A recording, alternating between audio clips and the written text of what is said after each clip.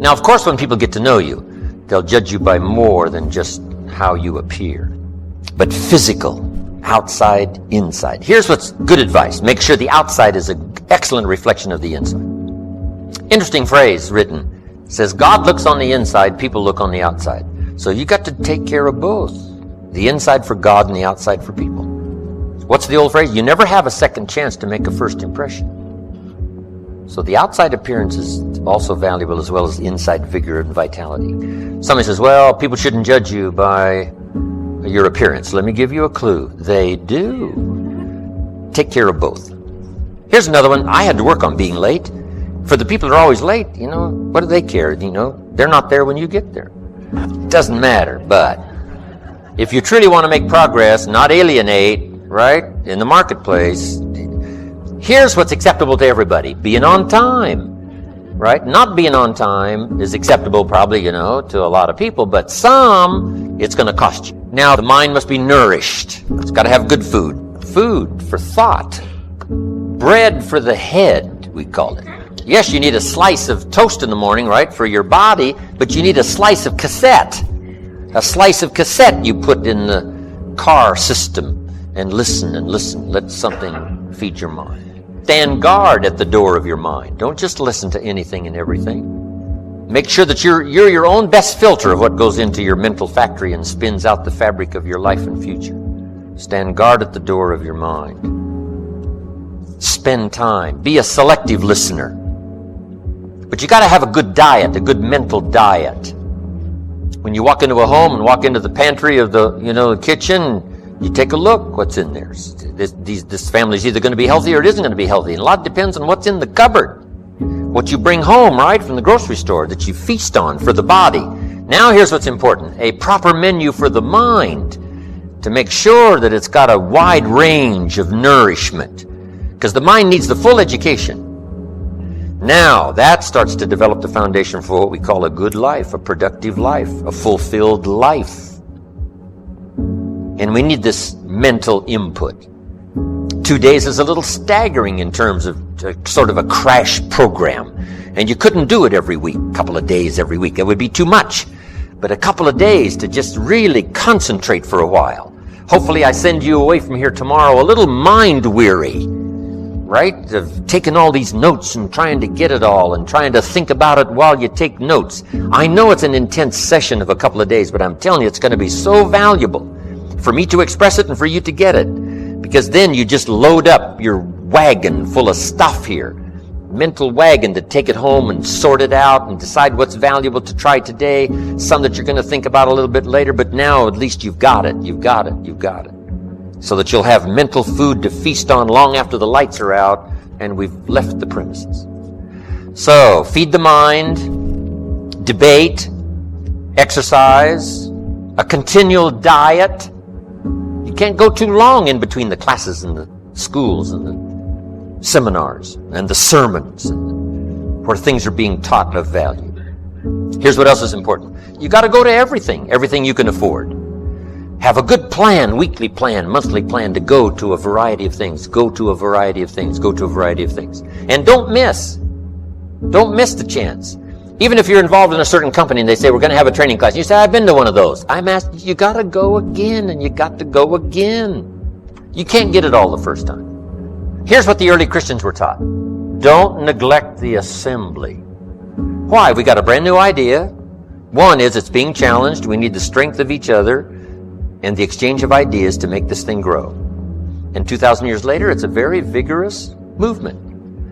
But they were taught when it started, don't neglect to get, every time they call a meeting, make sure you're there every time they call a meeting. And whatever industry you're in, whatever company you're in, when they call a meeting, make sure you're there. When they call a little training class, make sure you're there. Here's why. Some of them are going to be life-changing. And you don't know which experience is going to be life-changing. You can't pick the one. You just got to go. One is life-changing. You go. Another one is life-changing. You go again. Another one is life-changing. For the people that were there, somebody that you met, something that you heard, and that one was just perfect. The atmosphere was right, the crowd was right, and everything was right, and you'll never be the same again. And you don't know which one that's going to be. That's why you've got to pursue. Go often have a good plan for the search of knowledge and ideas that can inspire to the best of your potential. So now we've got the physical, we've got the spiritual, we've got the mental parts of personal development. People have asked me for the last 24 years, how do you develop an above average income? And the answer is, become an above average person. Develop an above average handshake. Some people want to be successful, they don't even work on their handshake. As easy as that would be to start on. They let it slide, they don't understand. Develop an above average smile. Develop an above average excitement. Develop an above average interest in other people. Develop an above average intensity to win. See, that'll change everything. Probably one of the most frustrating experiences in life is looking for an above average job with above average pay without becoming an above average person. It's called frustration. And Mr. Shelf gave me probably the greatest clue he gave me when I first met him. He said, Jim, if you want to be wealthy and happy the rest of your life, just learn this lesson well. He said, learn to work harder on yourself than you do on your job. Then Mr. Shelf gave me probably one of the most important clues among so many things he taught me. But this was in those early days. Mr. Shelf is very kind, but he was also very abrupt. And he had these interesting questions to ask. I'm giving him a little rundown one day on how things hadn't worked out for me. He said, Mr. Rohn, I've got the answer for you if you will listen carefully. And listen carefully I did that day and for the next 5 years. If somebody's wealthy and happy, you gotta listen. He said, Jim, I've only known you a short time. But he said, it's already my honest opinion that for things to change for you, you've got to change. That wasn't quite the answer I was looking for. But that's the answer he gave me, and I pass it along to you on this warm summer evening in Anaheim, California, 1981. For things to change for you, you've got to change. Otherwise, it isn't going to change. Before I met Mr. Shelf, I used to say, I sure hope things will change. That seemed to be my only hope. If it isn't going to change, I'm in serious trouble. And then I discovered it isn't going to change, so I'm in serious trouble. See, I can tell you what the 80s are going to be like. You have dropped into the right place. I did a seminar one time for Standard Oil executives and management in Honolulu. And we're having a conference one day on this big conference table. And one of them said to me, Mr. Rohn, you know some fairly important people halfway around the world. What do you think the 80s are going to be like? I said, gentlemen, I do know the right people. I can tell you.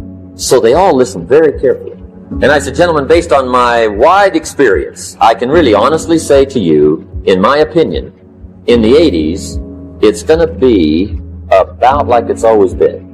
Aren't you glad you came? That's inside. I don't pass that around just everywhere. Now, of course, I said that to make a point, but I also said it because it's accurate. It's going to be about like it's always been. It isn't going to change. The tide comes in and then what? It goes out. For 6,500 years that we know of, recorded history, and probably long before that. So it is not going to change. It gets light and then what? It turns dark. 6,500 years. See, it's not likely to change. First, you need to produce enough to survive. If a man is by himself and he produces enough for himself, that's called self-care. Then, if he wants to live a higher life, a companion or get married, he now must produce enough for himself and his wife. Somebody says, well, why work that hard when you could just take care of yourself? But that's okay. This is not a moral question. This is a question of, do you wish to live a higher life, a better life? And almost everyone would agree that would be a better life, to be with somebody. But now comes the challenge now to produce enough for two instead of for one. Now they decide to have children. Now the man must figure out a way to produce enough for himself and his family, his children. And the question always is, why do that? Why not just take care of himself? And said, this is self-care. First to survive, then to live a better life. He pays that extra price of producing more than he needs for himself so that he can live a better life. Then the next challenge is that the end of it? And the answer is no. Why wouldn't a man think of ways now to produce more than he needs for himself and his family? And the question is, why work that hard? Why do that? And the answer is to be generous, which is an even higher life. Then I take it 2 more steps. Why not accept the challenge to produce much more than you need for yourself and for your family? Somebody says, well, that's ridiculous. Why do that? You don't understand. It's to live a higher life. Then I take it 1 step further, to produce far more than you need. What a way to live. Extraordinary. It's okay to live an ordinary life and a pretty good life, but how about an extraordinary life? To produce far more than you need for yourself and your children. Suppose you make $10 million a year and you and your family only need $3 million. Some families are more expensive than others. But let's say $3 million would pretty well cover most every family. Now you've got $7 million to give, to share. How about that kind of life? It's called extraordinary. To produce more and far more than you need for yourself. It's best to earn some of that early money in lifestyle. Go to the movies. Take 2 vacations instead of 1. Just some little extra things that now the family gets inspired by this new commitment to earning more and becoming more and making the studies and learning the skills and whatever you have to do. Now you make it more worthwhile for the family by thinking of lifestyle changes that now become very exciting. Go to the concert. My parents said, don't miss anything. Don't miss the play, the music, the songs, the performances, the movie, whatever's happening. At age 93, my father, before he died, if you would have called him at 10:30, 11 o'clock at night, he wouldn't be home. He's at the rodeo, he's at church, he's at the play, the performance, he's watching the kids play softball at age 93. So he did it as well as taught it. Don't miss anything. So those changes in lifestyle. When I started making some extra money, I opened up an account for my wife, and I called it No Questions Asked account. And I said, here is the checkbook for a new account, and it's called No Questions Asked. I'll just keep putting money in there, and you spend it for whatever you wish.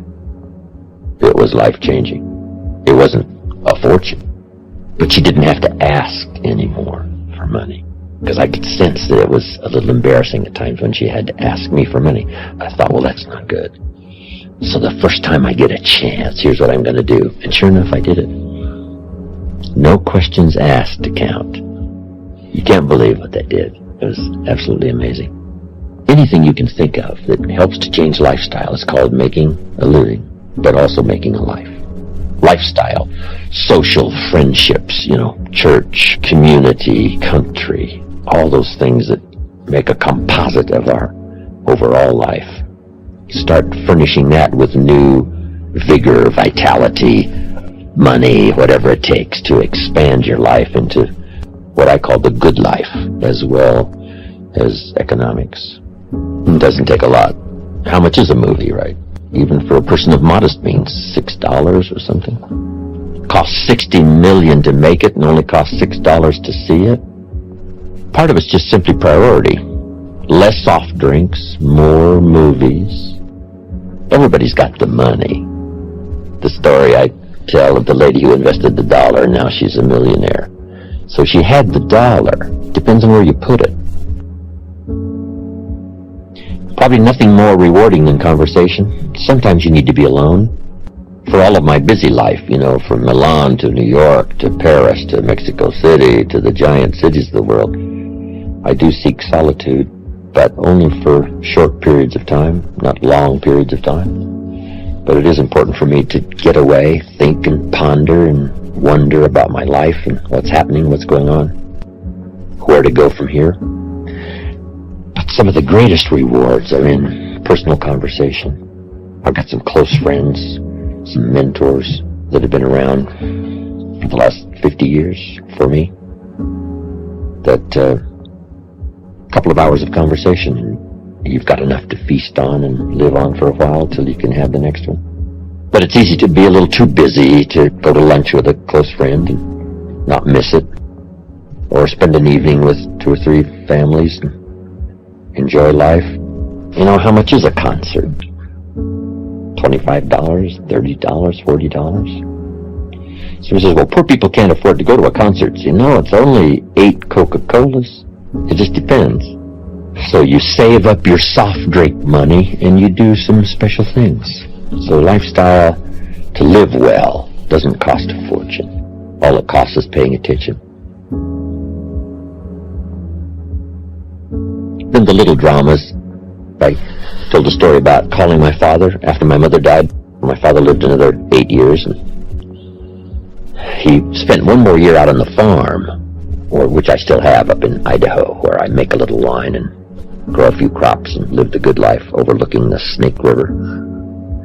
But my father spent one more year the nights, and then he got a little lonely, and so I got him a place in this little farm village close by, so he could at least go there, spend the night, have breakfast, and then jump in his car and go back to the farm.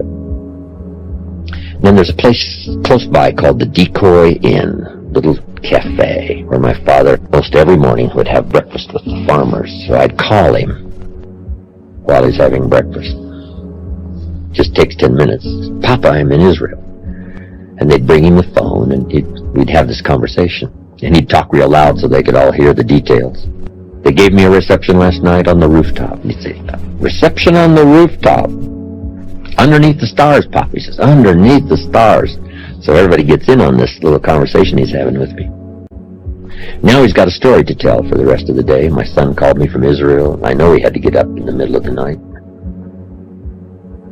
Makes a much more special day. Only takes 10 minutes. Easy to, easy not to. I'd send him these postcards from around the world, and he'd save them. Show them around. When I'd get back, some of them had a little butter and jelly on them right where he'd passed them around at breakfast. Then he'd get to retell the story. I was showing these postcards to my friends, and here's what happened, and here's what they said, and it keeps this lively interchange between father and son going. I took him back where he was born in my motorhome one year. Odessa, Washington. Went to the newspaper office, and he went back into the vaults in this little community, and he found some newspapers dated 1903 when my father was born. So we went through them. No record of his birth. I said, you were born out in the country, Papa. No record of your birth here. Like me, I was born at home. Then we went back to Wheeler, where he last went to school. When they had a place in town, they used to have a dry wheat farm, a couple of thousand acres in Moses Lake. But we went back to Wheeler, where he last went to school. He used to arrive early, before the teachers got there, and lit the fires in this old stove, 1 or 2 room school. And it was gone. Tried to locate the place where they might have lived and couldn't find it. It's probably gone. The only thing left in Wheeler was a church and a bar. And my dad says, well, that's a pretty good combination. Get messed up in one place and get straightened out in the other. I said, that's good, Papa. Everybody has a different temperament and personality, and it's something that has to be developed, over a period of time. If you're too shy, you should really learn to push that into a small corner and speak up more. If you're a little too loud, maybe you should, calm down just a little bit. But we shouldn't try to just radically become someone else. But that's what sophistication and civilization is supposed to do, is to make us civil.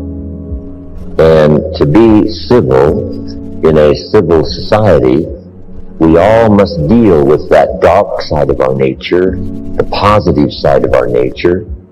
And it isn't that it ever gets done or finished, but that we should suppress those things that would cause us trouble, not only within ourselves, but cause us trouble with someone else.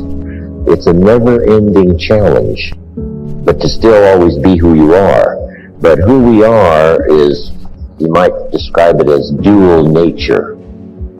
And the key to life is to become the most of the good in you and the least of the bad. So it's important also to see if you can't work on those things that, are not in your best interest. both in your thinking process and developing your plans for the future, or in your process of working with others, sitting at a conference table or being involved in an enterprise. That's a constant. When some become wealthy now, they have to deal with ego. That didn't show its sort of ugly head until, the money was flowing like a river, and now this little gremlin on one shoulder whispers and says, now's the time, right, to, conquer the world and let everybody know you're the master. And sure enough, it can cause all kinds of problems.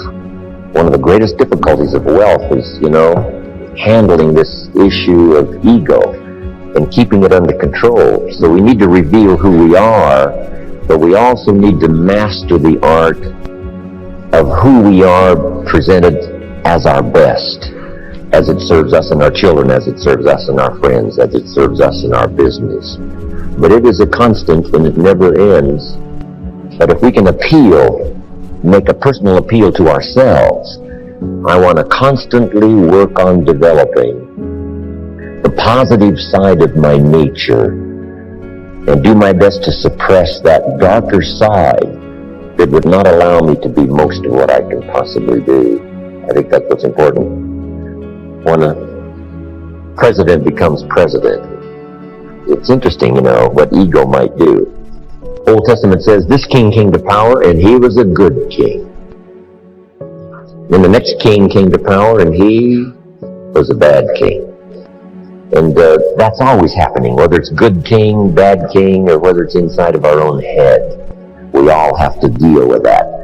But we might make this note, it's part of the great adventure.